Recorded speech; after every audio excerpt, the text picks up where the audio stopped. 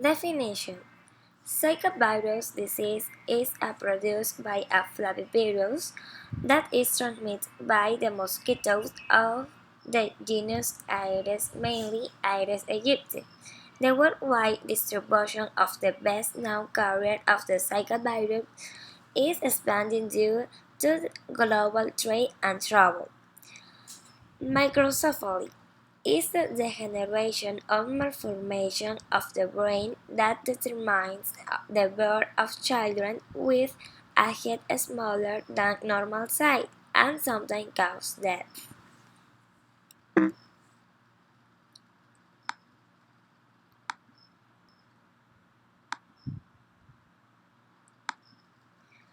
Application in medicine.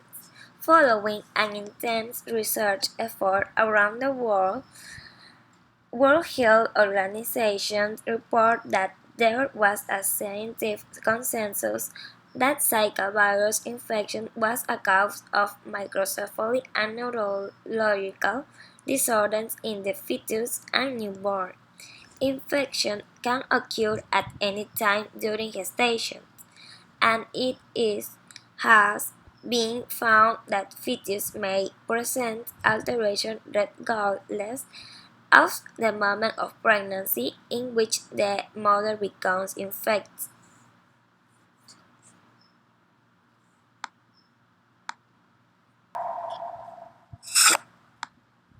There are a lot of viruses out there that can infect humans, but two things that can get really alarming quickly and when it causes serious harm. Zika virus has the potential to do both of these things, which is why, given this, it makes sense to understand a bit about Zika virus and the virus, meaning it's specifically mosquitoes, so it's a mosquito-borne virus. Mosquito-borne doesn't mean that the virus is born in the mosquito, though, which means carried or transported. Sometimes we call organisms like this vectors, where all they do is transport the virus.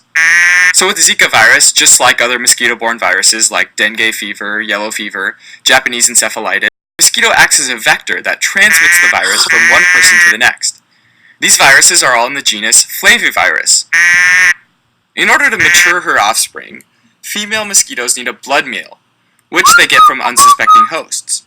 Mosquitoes find their blood meals using chemical compounds that we and other organisms give off, like carbon dioxide, ammonia, lactic acid, and octanol. So when a mosquito that also happens to be carrying the virus finds her meal and digs in, the virus infects the human host and starts to multiply or reproduce within the human. With most flaviviruses, though, the virus isn't able to replicate enough in the human host to actually be able to reinfect another mosquito, and so the human is considered a dead-end host.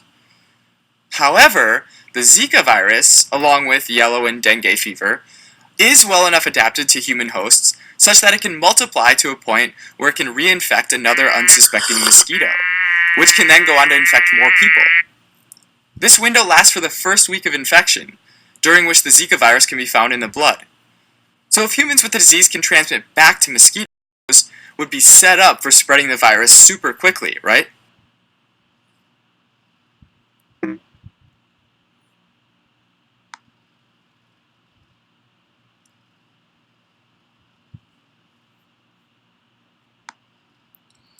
Issue apply in Ecuador. In Ecuador, there is an endemic presence of the mosquito Aedes aegypti. The disease is caused by the Zika virus and consists of fever of 38.5 degrees, rash, headache, joint pain, muscle pain, malaise, and no purulent conjunctivitis occurring between 3 to 12 days after the mosquito bite vector. 1 in 4 people may not develop symptoms, but in those who are affected, the disease is usually mild and symptoms can last between 2 and 7 days. Treatment is to relieve pain and fever or any other discomfort that causes discomfort to the patient.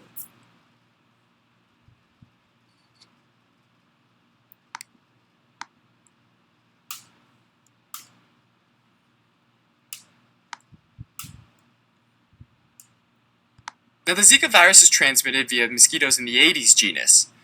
These bloodthirsty little guys can bite at night, but are mostly active during the daytime. Aedes mosquitoes are also the same ones that transmit chikungunya fever and dengue fever.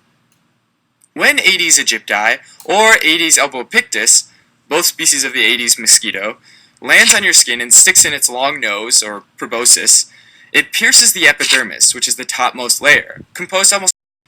Keratinocytes basically serve to protect against foreign pathogens, and it's typically that proboscis, though, since the epidermis just gets oxygen from the air and doesn't have its own blood supply, whereas the dermis after, right? The blood meal.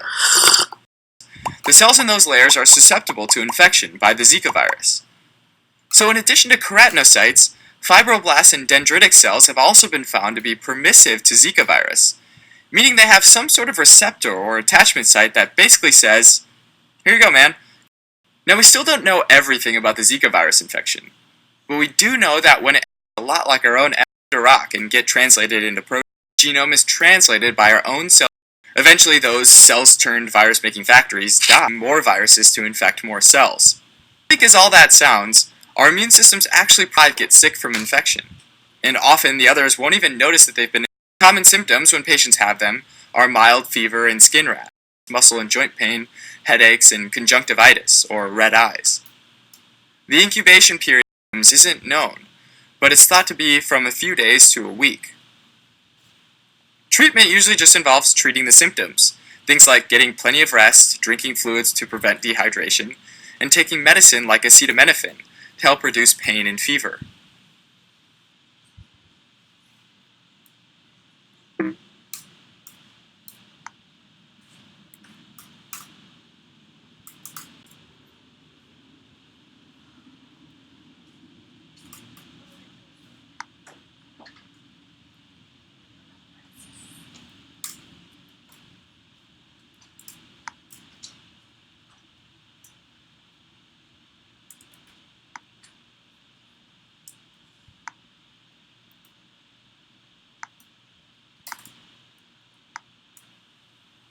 Okay, so we've hit those with a lot of mosquitoes.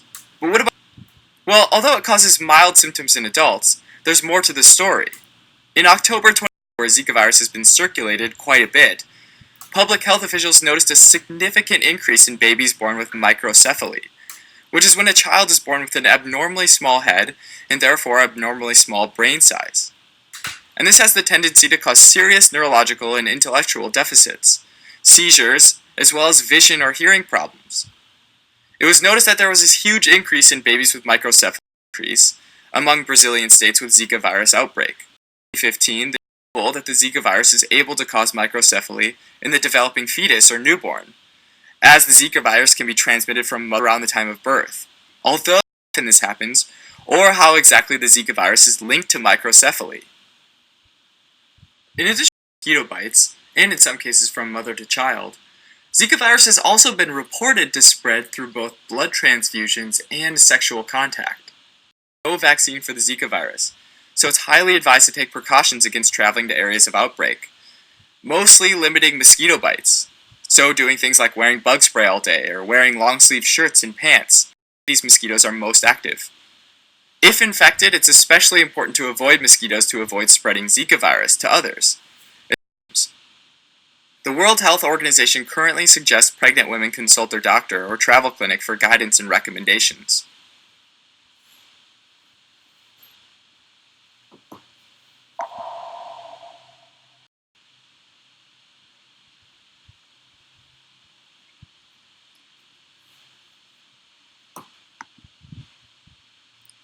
Prevention measures.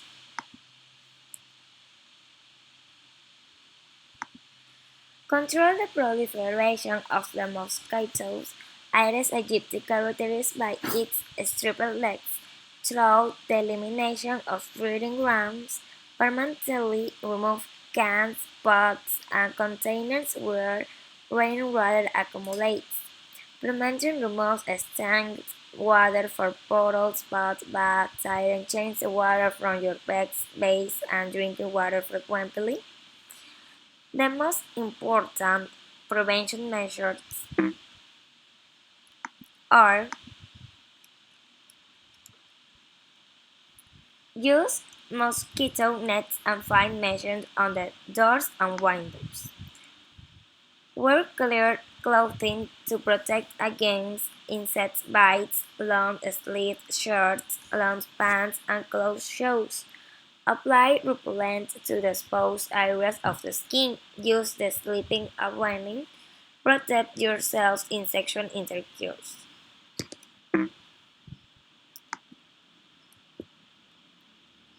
Conclusion. In the case of Zika virus, we must take into account prevention and control measures to prevent the infection from continuing or trying to reduce it.